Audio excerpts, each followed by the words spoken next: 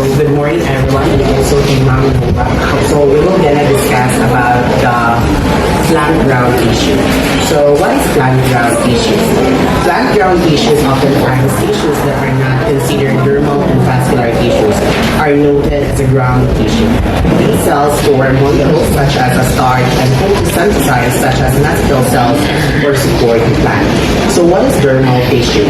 So dermal tissue is the outer layer of the tissues that surrounds the primary body of muscular plants, which includes the seeds, flowers, and roots and stems, and etc.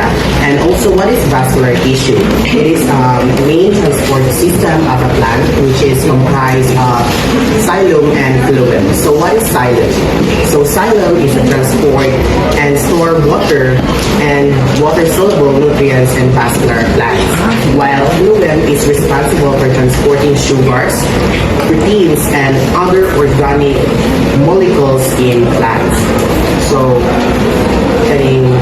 these cells store molecules such as starch. So what is starch?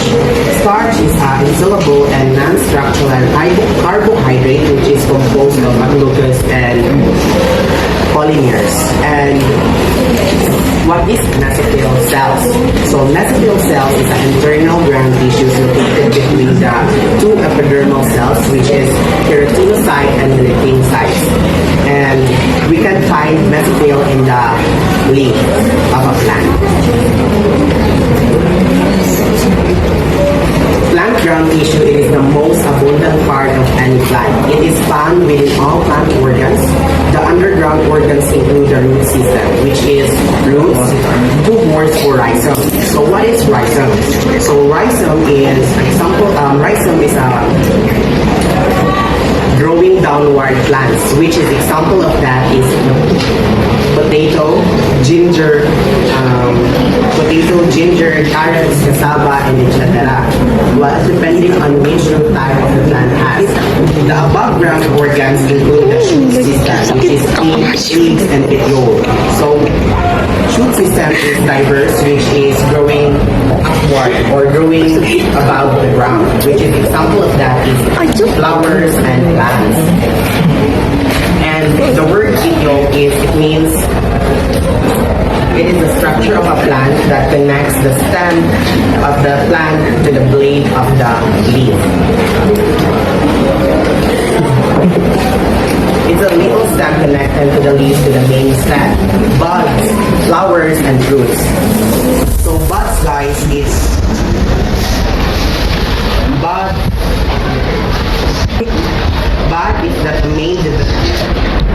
is a plant that may develop into a flower. And do you agree with the word not all plants have a flower and fruits? Yes. Yes. What do you think? Yes. Example of that is fern. Do you know what is fern? We can find in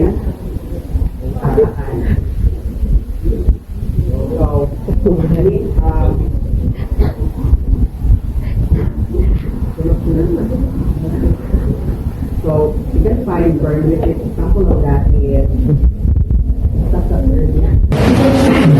do you agree that not all plants have flowers and fruits? Yes. Example of that is fern. We can find that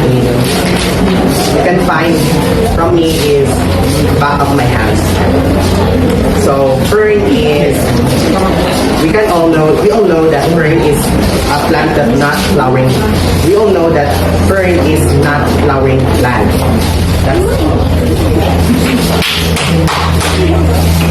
So, what are the functions of ground tissue? Ground tissue allows plants to undergo photosynthesis, produce food in their leaves, store food in their roots, grow, heal, stand upright, and remain buoyant in water. Ground tissue also fills the space between the layers of dermal tissue, or outer covering of plants, and vascular xylem and phloem, responsible for transporting nutrients. Ground tissue in plants is important in making food through photosynthesis, storing food, growing, healing, and standing upstream.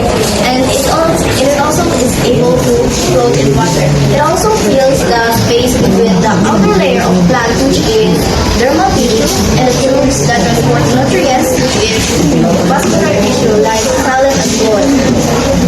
The next paragraph will be explained by Miss Bill. So since my group mate already discussed to you guys what is ground tissue and its function, so allow me to tell you that there are actually three types of ground tissue. It is the parenchyma cells, collenchyma cell, and lastly the sclerenchyma cell.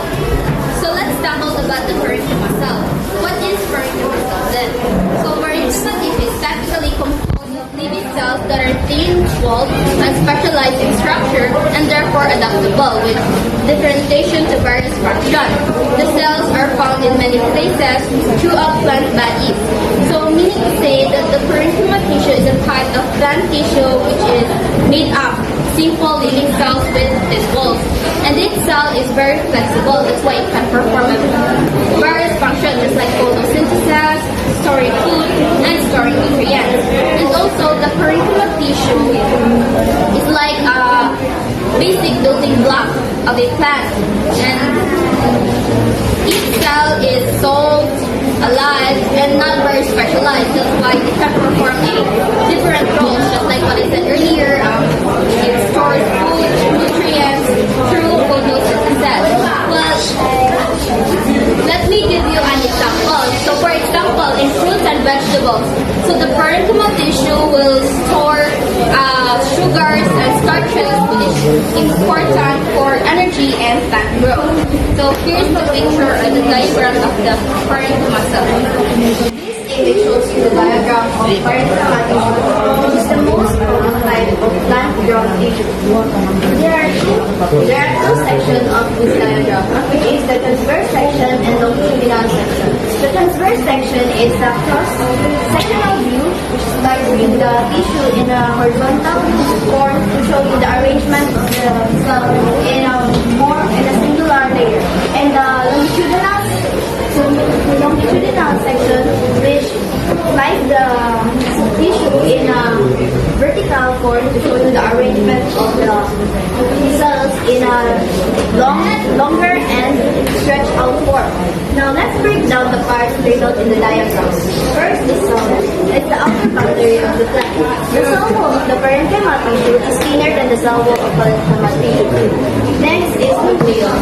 Nucleus is the control center of the cell, which contains genetic material or DNA. Next is cytoplasm. Cytoplasm is a jelly-like structures that where various cellular activities happen. And next is intercellular space, the space of the individual cell that allows gas exchange and sometimes the movement of the substances within the cell. And next is vacuole. Vacuole is the large sac of the cells that contains nutrients and the water and waste products and maintains the structure of the cell. The shape of the cells where it's storing water. That's So next, we're going to discuss about the parenchyma cell. Parenchyma cells have a support function in plants, particularly in young plants. These cells help to support plants when not restraining growth. Parenchyma cells elongated in shape and have different many cell walls composed of carbohydrates, polymers, and cellulose and lignin. Parenchyma cells split because of the cellulose, and lignin that compose in parenchyma cells. The primary parenchyma function is to provide flexible structure and support plants. Parenchyma have thickness to provide additional support at areas where they are found.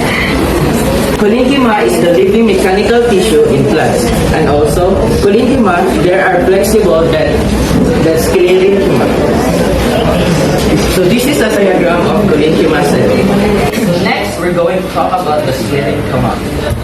Sclerenchyma cell is also have a support function in plants, but unlike the parenchyma cells, they have a hardening agent in their cell walls and are much more rigid. It's composed of dead cells that have a heavily thickened walls containing lignin and high cellulose content, which is about 60 to 80%.